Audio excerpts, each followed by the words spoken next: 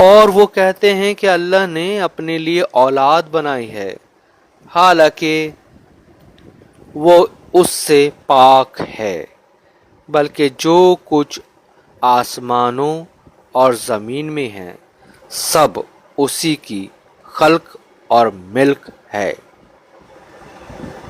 اور سب کے سب اس کے فرما بردار ہیں۔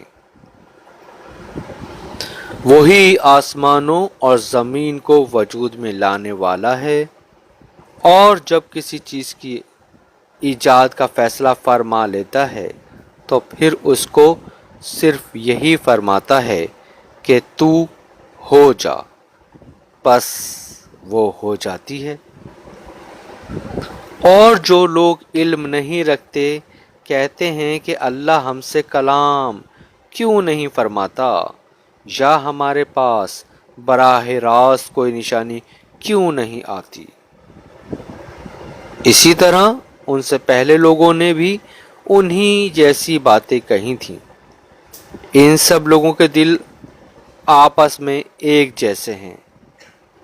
بے شک ہم نے یقین والوں کے لیے نشانیاں خوب واضح کر دی ہیں۔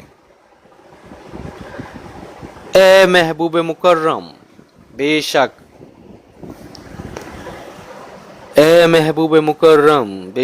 ہم نے آپ کو حق کے ساتھ خوشخبری سنانے والا اور ڈر سنانے والا بنا کر بھیجا ہے، اور اہل دوزخ کے بارے میں آپ سے پرسش نہیں کی جائے گی، اور یہود و نصارہ آپ سے اس وقت تک ہرگز خوش نہیں ہوں گے جب تک آپ ان کے مذہب کی پیروی اختیار نہ کر لیں۔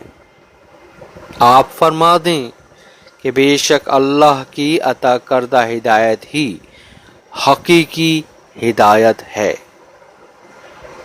امت کی تعلیم کے لیے فرمایا، اور اگر بفرض محال آپ نے اس علم کے بعد جو آپ کے پاس اللہ کی طرف سے آ چکا ہے ان کی خواہشات کی پیروی کی تو آپ کے لیے اللہ سے بچانے والا نہ کوئی دوست ہوگا اور نہ کوئی مددگار۔ ایسے لوگ بھی ہیں جنہیں ہم نے کتاب دی، وہ اسے اس طرح پڑھتے ہیں جیسے پڑھنے کا حق ہے۔